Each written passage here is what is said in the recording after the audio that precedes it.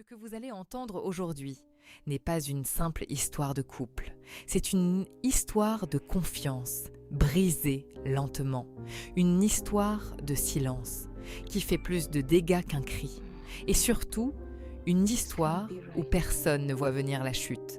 Ils s'appellent Priska et Alain, un jeune couple marié depuis seulement 11 mois. Au début, tout semblait stable, presque parfait. Alain travaillait, Priska s'occupait du foyer, une vie simple, structurée, sans bruit. Mais parfois, ce qui semble calme en surface cache une tempête en dessous. Un jour, Alain prend une décision. Il confie son salaire à Priska. « Tu gères mieux que moi », dit-il avec confiance. Priska hésite, mais accepte, sans savoir qu'à cet instant précis, quelque chose venait de basculer. L'argent n'était plus juste de l'argent, c'était devenu un pouvoir. Puis, elle arrive, la mère d'Alain, sans prévenir, sans sourire. Elle dit être malade et demande de l'aide financière. Priska ne refuse pas immédiatement, mais elle pose une seule question, un certificat médical. Le silence tombe, un silence étrange, lourd, presque agressif.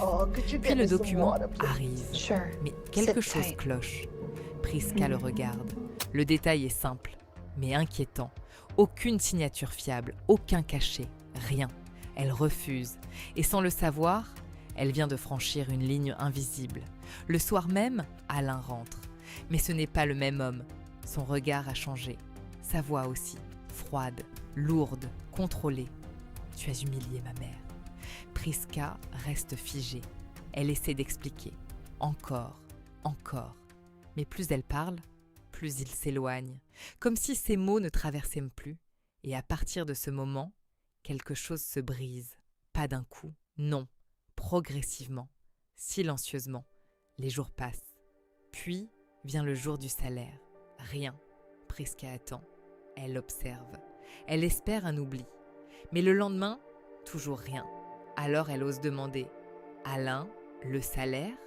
Il ne la regarde pas et répond simplement « Ne me parle pas de ça maintenant. » Silence, encore. Mais cette fois, ce silence fait mal, très mal. Les jours deviennent froids. Alain parle de moins en moins. Il est là, mais absent. Priska commence à douter de ses mots, de ses gestes, de sa propre perception. Est-ce que j'ai vraiment mal fait ? Mais au fond d'elle, une vérité résiste. Elle n'a fait qu'une chose, demander une preuve. Puis elle revient, encore. La mère d'Alain, cette fois, différente, calme, presque satisfaite.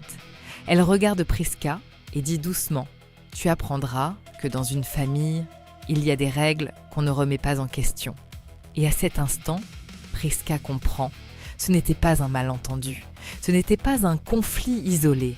C'était une influence, une pression invisible, une guerre silencieuse déjà en cours depuis le début. Et le plus dangereux dans tout ça, c'est que personne ne se sent coupable.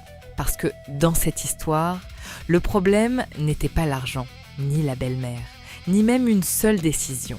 Le vrai problème, c'était ce qui s'est installé petit à petit. Les non-dits, les silences et la confiance qui s'effrite sans bruit. Parce que parfois, ce ne sont pas les trahisons qui détruisent un couple, mais ce qu'on ne dit jamais à temps. Si cette histoire vous a touché, abonnez-vous pour la suite et dites-moi en commentaire à quel moment tout a vraiment basculé selon vous.